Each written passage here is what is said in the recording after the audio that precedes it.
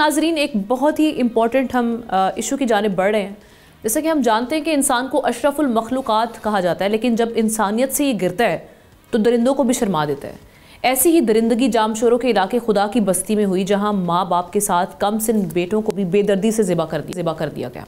इमरान और आलिया का जुर्म ये था कि उन्होंने पसंद की शादी की थी, लेकिन कातिलों ने जो रिश्ते में मामू लगते थे उनके हाथ 9 साला ज़िशान और 4 साला मोहम्मद अली के गले पर छुरी चलाते हुए भी नहीं काम पे।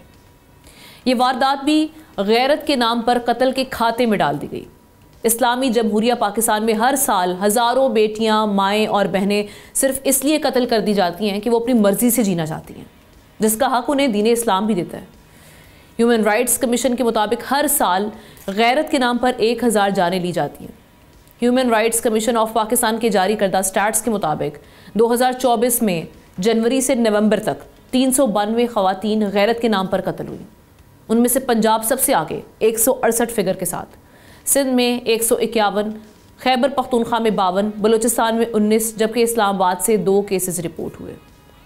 2016 के कानून ने गैरत के नाम पर कत्ल को फसाद फिल अर्द करार दिया।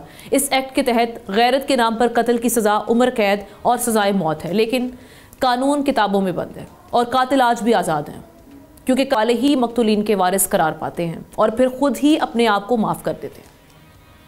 सोशल मीडिया स्टार कंदील बलोच के कातिल भाई की मिसाल हमारे सामने है, जिसे माँ बाप ने माफ़ कर दिया, लेकिन सवाल तो रियासत का है, माशरे का है कि इस जुर्म को रोकने के लिए उनकी गैरत कब तक सोई रहेगी। सब्सक्राइब करें और बेल दबाएं ताकि कोई खबर रह न जाए।